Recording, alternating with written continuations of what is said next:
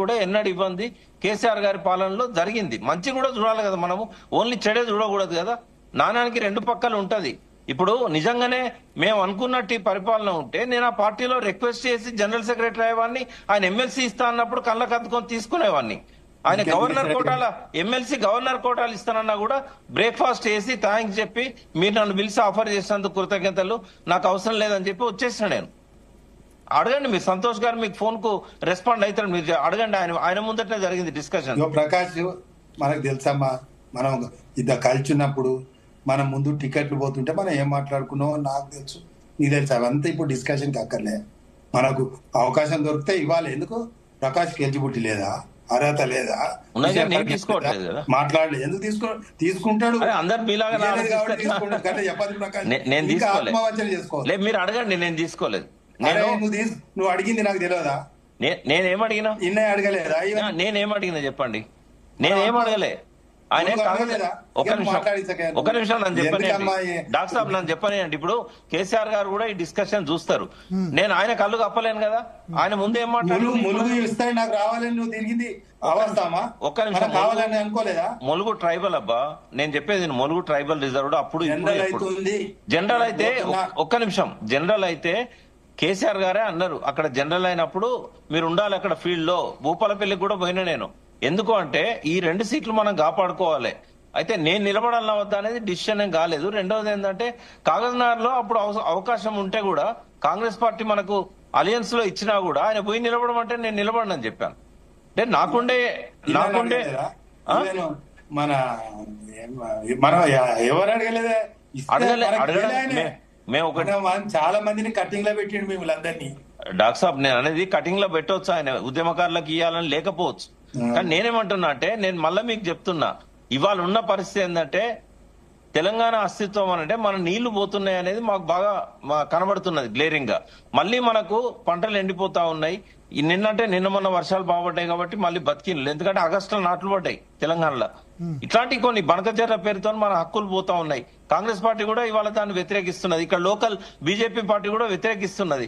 అంటే ఒక అస్తిత్వానికి ప్రమాదం వచ్చినప్పుడు కూడా మనం ఈ తప్పులన్నీ లెక్క పెట్టుకుంటా కనీసం ఇవాళ కేసీఆర్ గారు ఎన్ని తప్పులు చేసినా తెలంగాణ తేవడంలో ఆయన కృషి ఉంది. సోనియా గాంధీకి ఎందుకు మొక్కిండు కాళ్ళు? ఆయన తెలంగాణ ఇచ్చినందుకు మొక్కిండు. కానీ రేవంత్ రెడ్డితో ఇప్పుడు 53 సార్లు మొక్కిస్తాను కదా మీరు. నేను అనేది ఏంటంటే స్వయం పాలన అనేది ఉంటే రేవంత్ రెడ్డి పోయి ఎందుకు మొక్కాలండి? స్వయం పాలన ఉన్నప్పుడు అవసరం లేకుండే. ఓ పార్టీ పెట్టుకోక అందరు పోయి కాంగ్రెస్ లో చేరిరి. అదే పార్టీ పెట్టుకొని ఉంటే ఇవాళ ప్రాంతీయ పార్టీ ఇంకోటి ఉన్నట్టయితే కేసీఆర్ కొత్త పార్టీ అనేది ఒక ఆప్షన్ ఉంటుండే. ఇవాళ ఆప్షన్ లేకుండా చేశారు.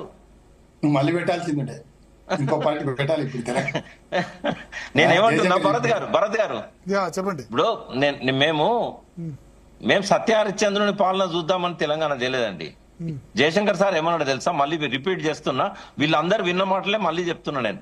తెలంగాణ వచ్చేదాకా మీరు ఆంధ్ర వాళ్ళతో కొట్లాడాలి, తెలంగాణ వచ్చినాక మీరు తెలంగాణ వాళ్ళతో కొట్లాడాల్సి వస్తుంది అని చెప్పాడు.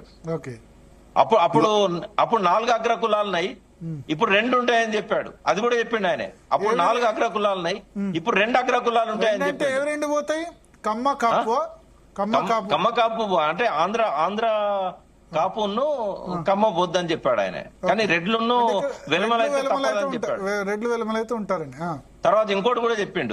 మీరు ఒక నిమిషం నన్ను కంప్లీట్ చేయండి, ఒకటే నిమిషం చెప్పి కంప్లీట్ చేస్తా. ఇది బాగా తెలిసిన వ్యక్తి మహేందర్ రెడ్డి.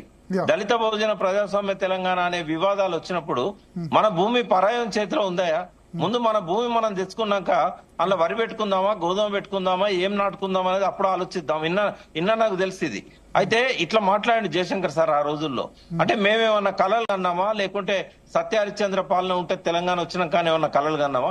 కానీ ఉన్నంత వరకు మన అస్తిత్వం కోసం పోరాడదాం. ఎవరు అధికారంలో ఉన్నా కూడా మా పోరాటం ఆగదు.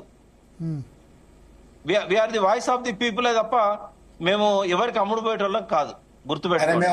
చంద్రబాబును బెదిరించగలిగినామయ్యా, ఎన్టీ రామారావును బెదిరించినాం. ఏది సమైక్యవాదులా?